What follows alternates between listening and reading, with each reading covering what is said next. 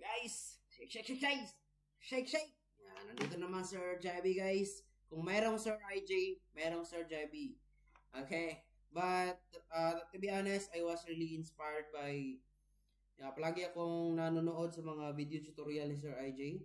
Kahit pang engineering yung topic niya, related din kami kasi math majors din ako. So we also have subject calculus.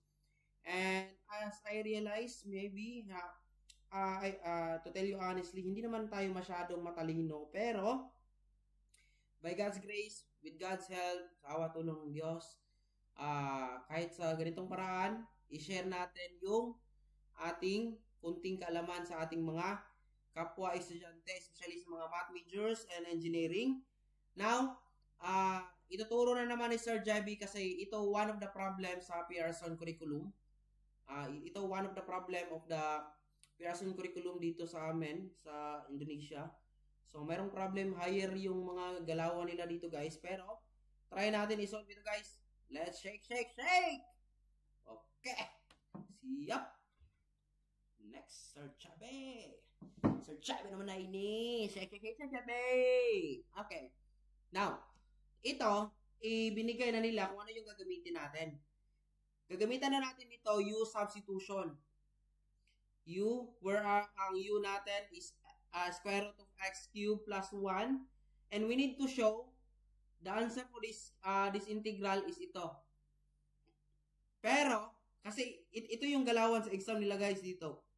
Ibibigay nila, i-show ni mo paano ito nakuha.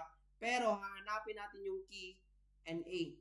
Where key and A are constants to be found and C is an arbitrary constant ito. So, wala yung problema. Yung problema natin, ang key and A. Hahanapin natin ito. Now, tingnan natin guys kung kaya ba ito sa power ni Sir Jebby guys. Okay, let's start. Now, di ba ito, for example, ito, 9x to the 5th over square root x cubed plus 1 dx. Now, kapag kukunin natin ito using U substitution, maybe, maghanap tayo ng ibang slides. Okay. Kasi hindi na siya kasya.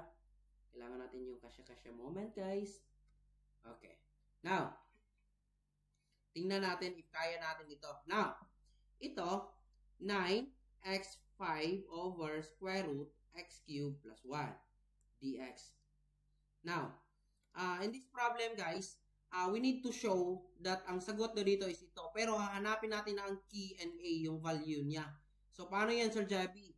So, using U substitution, plus 1, i-let U natin, kasi given na yon, let U natin, x cubed plus 1. Tama. Then, kukunin natin du, then dx over, napakita lang natin, du over dx, para hindi kayo malito, then 3x squared. So, 3x squared na yan. So, multiply lang natin du, 3x squared dx. So, natira, para ito niya mamaya, dx na lang matira, 3x squared divide. So, ang sagot natin, dx, du over 3x squared. Now, ito na yon. So, ang mangyayari dyan, Sir Jebby, okay, transfer tayo sa next slide. Lagay natin dito, 9x to the 5th over u na yan. Yung dx na du over 3x squared. Ito yon. Saan natin kinuha? Ito, dx is equal to du over 3x squared. Ito, pwede natin ito makancel ya. 9 divide 3, that is 3. X fifth, then that is 3x cubed, minus lang natin. Ba? Then u 1/2 du. Ito, mayroon pang x. We need to integrate this one with respect to u. Paano, Sir Jebby? Di ba, ang u natin, inlet u natin is x cubed plus 1. So, kailangan natin kukunin sa x cubed. So, ang matira na lang x cubed, i-move lang natin yung 1, u minus 1. So, isa-substitute natin yan dito. Yung x cubed daw natin is equivalent to u minus 1. I hope na-follow. Then, u 1/2 du. So, ang lahat ng terms now is u na. So, pwede na natin ito ma-integrate with respect to u. Now, ang mangyari, simplify lang natin, 3u minus 3 over u 1/2 du. Ang mangyari dyan, Sir Jebby, isi-separate lang natin yan, 3u over 1 raised to 1/2 du minus integral 3 u 1/2, 1 over 1/2 No, 1 over 2. 1 half rather. Then du.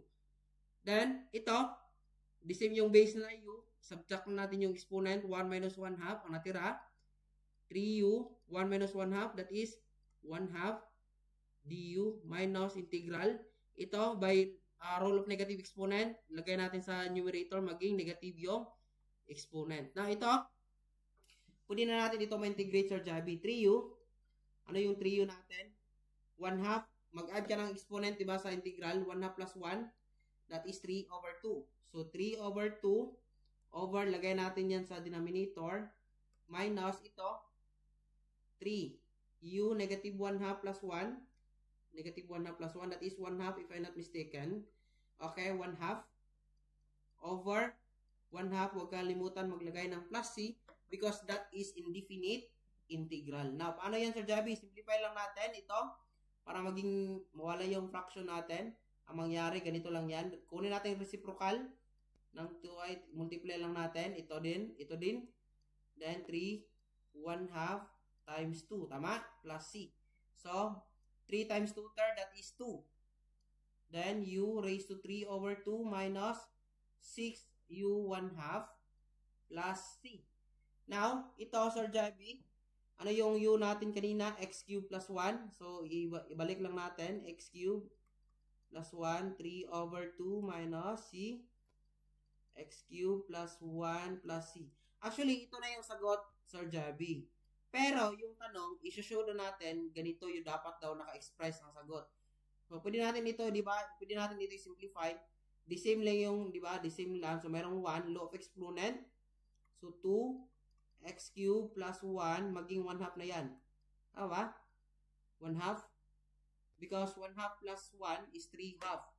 Tama ba?